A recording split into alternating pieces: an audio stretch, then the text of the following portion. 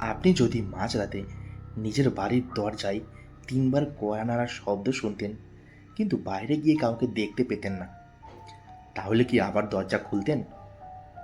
আর যদি প্রতিদিন ঠিক রাত 2:17 সেই একই শব্দ হতো? এই ঘটনাটা শুরু হয়েছিল কলকাতার কাছাকাছি একটি পুরনো বাড়িতে।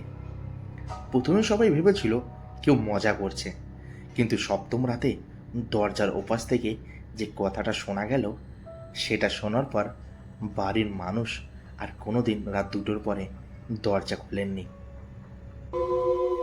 ভুতুড়ে গল্প। আধার যখন ডাকে, কেউ জানে না কাকে। ওয়েলকাম ব্যাক সবাইকে। কেমন আছো বন্ধুরা? আশা করছি ভালো আছো। আজ তোমরা শুনবে একটি বড় ঘটনা।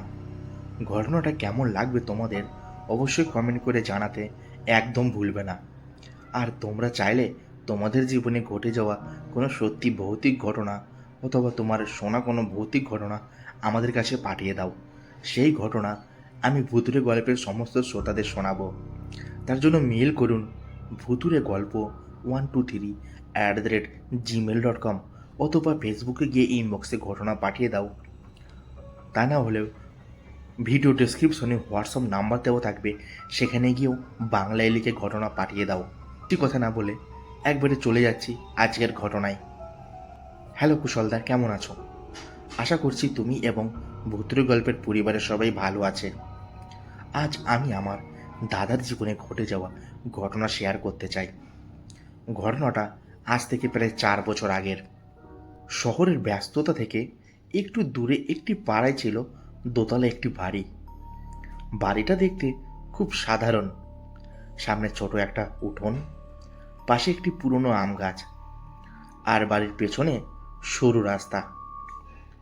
বাড়িটা অনেক বছর ধরে খালি পড়েছিল। স্থানীয় মানুষজন অবশ্য বাড়িটা নিয়ে নানা কথা বলতো। কেউ বলতো আগের মালিক হঠাৎ বাড়ি ছেড়ে চলে গিয়েছিলেন। কেউ বলতো বাড়ির পেছনের ঘরটা বহু বছর ধরে বন্ধ। আবার কেউ কেউ দাবি করতো মাঝরাতে ওই বাড়ির দোতলায় জানালার আলো দেখা যায়। তবে এসব কাউকে কেউ খুব একটা গুরুত্ব দিত না। শেষ পর্যন্ত বাড়িটা ভাড়া নিল অরিন্দমের পরিবার। অরিন্দম, তার মা বাবা এবং ছোট বোন মেঘা, 4 জনের পরিবার। বাড়ির ওঠার দিন বাড়িওয়ালা শুধু একটা কথা বলেছিলেন, রাতে যদি পুরনো দরজায় শব্দ পান ভয় পাবেন না, খাট পুরনো হয়ে গেছে। অরিন্দম হেসে বলেছিলেন, কাঠের দরজা আবার নিজে নিজে শব্দ করে নাকি? বাড়িওয়ালা আর কিছু বলেননি, শুধু একবার বাড়িটার পেছনের দিকে তাকিয়েছিলেন। তারপর বলেছিলেন, পেছনের ঘরটা বন্ধই রাখবেন। কেন? ওটা অনেক পুরনো, দরকার নেই। ব্যাস, এর বেশি কিছু বলেননি বাড়িওয়ালা। বাড়িতে ওঠার প্রথম কয়েকটা দিন একদম স্বাভাবিকভাবে কেটে গেল। দিনে বাড়িটা বেশ সুন্দর লাগতো, কিন্তু রাত হলেই পরিবেশটা বদলে যেত। চারপাশে তেমন কোনো আলো নেই। দূরে মাঝে মাঝে ট্রেনের শব্দ, গাছের পাতায় বাতাসের শব্দ, আর মাঝে মধ্যে কুকুরের ডাক। চতুর্থ রাতে অরিন্দম রাত জেগে কাজ করছিল।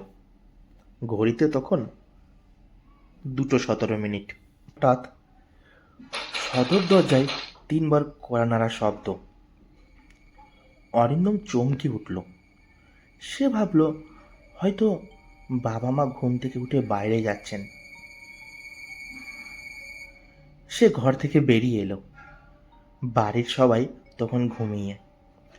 অরিন্দম দরজার কাছে গিয়ে দাঁড়ালো। আবার শব্দ হলো। সে দরজার পাশে থাকা জানালা দিয়ে বাইরে তাকালো। কেউ নেই, রাস্তা ফাঁকা। অরিন্দম দরজা খুলল না। কিছুক্ষণ অপেক্ষা করলো, তারপর শব্দ বন্ধ হয়ে গেল। সে ঘরে ফিরে গেল। পরদিন সকালে ঘটনাটা কাউকে বলল না, কারণ সে নিজেই নিশ্চিত ছিল না যে সত্যিই দরজায় কেউ কড়া নেড়েছিল কিনা। পরের রাতে আবার একই ঘটনা। অরিন্দম তখন ঘুমিয়ে পড়েছিল। হঠাৎ শব্দে ঘুম ভেঙে গেল। সে মোবাইল হাতে নিল। স্ক্রিনে সময় 2:17। অরিন্দমের বুকটা কেমন করে উঠল। সে বিছানা থেকে উঠে দরজার কাছে গেল, কিন্তু এবার সে একা যায়নি, বাবাকেও ডাকলো। দুজন মিলে দরজার কাছে গিয়ে দাঁড়ালো। বাবা জিজ্ঞেস করলেন, কে? কোনো উত্তর নেই। আবার কড়া নাড়ার শব্দ। বাবা দরজার ছিদ্র দিয়ে বাইরে তাকালেন। কেউ নেই। তিনি দরজা খুললেন না। কিছুক্ষণ পর সব চুপ। পরদিন সকালে অরিন্দম ঘটনাটা মাকে বলল। মা বললেন, হয়তো কেউ ভুল করে এসেছে। বাবা বললেন, 2 দিন ধরে একই সময়ে কেউ ভুল করে আসবে? কেউ উত্তর দিতে পারল না। তৃতীয় রাতেও একই ঘটনা, রাত 2:17। এবার অরিন্দম দরজার কাছে গিয়ে মোবাইলে রেকর্ডিং চালু করলো। বাইরে কেউ থাকলে তার আওয়াজ রেকর্ড হবে এই ভেবে সে জিজ্ঞেস করলো, কে? কোনো উত্তর নেই। আবার বলল, কাকে চাই? কিছুক্ষণ নীরবতা। তারপর দরজার ওপাশ থেকে খুব নিচু একটা শব্দ ভেসে এলো। মনে হলো কেউ যেন বলল, খুলুন। অরিন্দমের শরীর ঠান্ডা হয়ে গেল। সে বাবাকে ডাকলো, কিন্তু এবার আর কোনো শব্দ হলো না। পরদিন অরিন্দম বাড়িওয়ালাকে ফোন করলো। কাকু, একটা কথা জিজ্ঞাসা করব? বল। এই বাড়িতে আগে কেউ থাকতো? কিছুক্ষণ নীরবতা। তারপর বাড়িওয়ালা বললেন, অনেক বছর আগে থাকতো। কি হয়েছিল তাদের? কিছু না। তাহলে বাড়ি খালি পড়েছিল কেন? বাড়িওয়ালা এবার বিরক্তি হয়ে বললেন, এসব নিয়ে মাথা ঘামিও না। অরিন্দম বলল, রাতে দরজায় কেউ কড়া নাড়ে। ওপাশে কয়েক সেকেন্ড কোনো শব্দ নেই। তারপর বাড়িওয়ালা খুব ধীরে বললেন, দরজা খুলবেন না। কেন? যদি আবার শব্দ হয়? কোনোভাবেই খুলবেন না। ফোন কেটে গেল। অরিন্দমের মনে প্রথমবার সত্যিকারের সন্দেহ তৈরি হলো। সেদিন রাতে পরিবারের সবাই ঠিক করলো কেউ একা থাকবে না। রাত বাড়তে লাগলো। 12টা, 1টা, 2টো। অরিন্দম ঘড়ির দিকে তাকিয়েছিল। ঘড়িতে তখন রাত 2:16। সবাই চুপ। 2:17। মেঘা ভয়ে মায়ের হাত ধরে ফেলল। বাবা ধীরে ধীরে দরজার দিকে এগোলেন। তারপর দরজার ওপাশ থেকে একটা কণ্ঠ শোনা গেল। খুব পরিচিত কণ্ঠ। অরিন্দমের মায়ের কণ্ঠ। দরজা খোল। মা তখন অরিন্দমের পাশেই দাঁড়িয়েছিল। অরিন্দমের মুখ শুকিয়ে গেল। মা নিজেও শুনলেন। তারপর আরেকবার, দরজা খোল। এবার সবাই বুঝলো বাড়িতে যেই থাকুক সে মায়ের গলা নকল করছে। কেউ দরজা খুলল না। প্রায় 5 মিনিট পর শব্দ বন্ধ হয়ে গেল। পরদিন অরিন্দম আগের রাতের রেকর্ডিং শুনতে বসে। প্রথমে শুধু কোকড়া নাড়ার শব্দ, তারপর তার নিজের গলায়, কি? কিছুক্ষণ নীরবতা। তারপর খুব ক্ষীণ একটা আওয়াজ। অরিন্দম ভলিউম বাড়ালো। কথাটা পরিষ্কার শোনা গেল না। সে আবার শুনল। তারপর আবার, শেষ পর্যন্ত একটা শব্দ যেন বোঝা গেল, ফিরে। অরিন্দম থেমে গেল। রেকর্ডিংটা সে বাবাকে শোনালো। বাবাও নিশ্চিত হতে পারলেন না, কিন্তু একটা বিষয় অদ্ভুত ছিল, রেকর্ডিংয়ের শেষ দিকে দরজায় কড়া নাড়ার শব্দ আবার শোনা যাচ্ছিল। অথচ অরিন্দমের মনে ছিল তখন আর কোনো শব্দই হয়নি। অরিন্দমের কৌতূহল বাড়তে লাগলো। বাড়িওয়ালা যে ঘরটা বন্ধ করে রাখতে বলেছিলেন সেটাই এখন তার কাছে সব থেকে রহস্যজনক মনে হচ্ছিল। এক দুপুরে বাড়িতে কেউ ছিল না। অরিন্দম চাবিটা খুঁজে পেল। দরজাটা খুলতেই পুরনো কাঠের গন্ধ বেরিয়ে এলো। ঘরটা প্রায় খালি। এক কোণে একটা পুরনো কাঠের বাক্স, দেওয়ালে ধুলো মাখা একটা ছবি, আর মেঝেতে পড়েছিল একটা পুরনো ঘড়ি। অরিন্দম ঘড়িটা হাতে তুলল। ঘড়িটা বন্ধ, কাঁটা থেমে গেছে। 2:17 অরিন্দমের হাত কেঁপে উঠল। ঠিক তখনই পিছন থেকে আবার শব্দ। সে ঘুরে তাকালো, কেউ নেই। কিন্তু শব্দটা এসেছে ওই ঘরের দরজা থেকে। অরিন্দম দৌড়ে বাইরে বেরিয়ে এলো। সন্ধ্যায় সে দেওয়ালে থাকা ছবিটা পরিষ্কার করলো। ছবিতে একটা পরিবার দাঁড়িয়ে আছে, একজন পুরুষ, একজন মহিলা, আর তাদের পাশে ছোট্ট একটি ছেলে। ছবির নিচে লেখা ছিল 1998। অরিন্দম বাড়িওয়ালাকে ছবির কথা জিজ্ঞেস করল। প্রথমে তিনি কিছু বলতে চাননি, অবশেষে বললেন ওরা আগের ভাড়াটে ছিল, তারপর বাড়ি ছেড়ে চলে যায়। কোথায় জানি না। ছবির ছেলেটা। বাড়িওয়ালা চুপ। অরিন্দম আবার জিজ্ঞাসা করল, ওর কি হয়েছিল? বাড়িওয়ালা এবার ফোন কেটে দিল। সেদিন রাতেও সবাই জেগেছিল। 2:17 আবার সেই শব্দ। কিন্তু এবার দরজার ওপাশ থেকে কোনো কণ্ঠ এলো না। তার বদলে শোনা গেল একটা শিশুর হাসির শব্দ, খুব ক্ষীণ। তারপর আবার নীরবতা। মেঘা কাঁদতে শুরু করলো। বাবা বললেন আজই অন্য বাড়ি খুঁজব। অরিন্দম রাজি। কিন্তু সেই রাতেই এমন কিছু ঘটল যা তাদের সিদ্ধান্ত আরো জরুরি করে দিল। রাত 3টের দিকে হঠাৎ মেঘার ঘর থেকে চিৎকার শোনা গেল। সবাই ছুটে গেল। মেঘা বলল জানালার বাইরে একটা ছেলে দাঁড়িয়ে ছিল। সবাই জানালার দিকে তাকালো।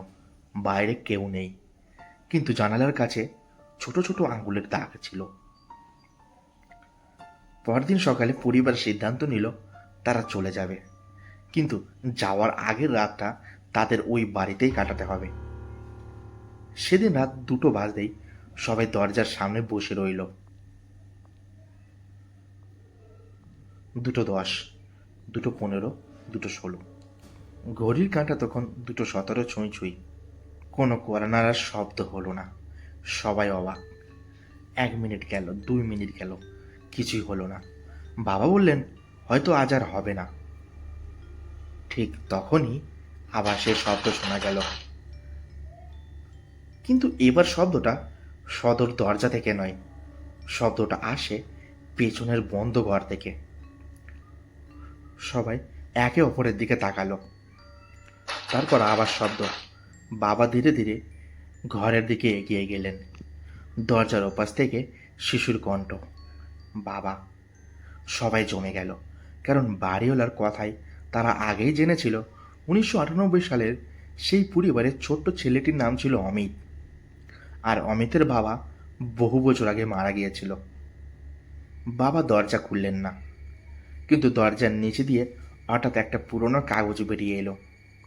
অরিন্দম কাগজটা তুলে নিল। কাগজে হাতে লেখা, আমাকে কেউ নিতে আসেনি। তার নিচে একটা তারিখ, 1998 সালের একটি দিন। অরিন্দম বুঝতে পারল না এর অর্থ কি, কিন্তু পরদিন বাড়িওয়ালা এসে যখন কাগজটা দেখলেন তার মুখের রং বদলে গেল।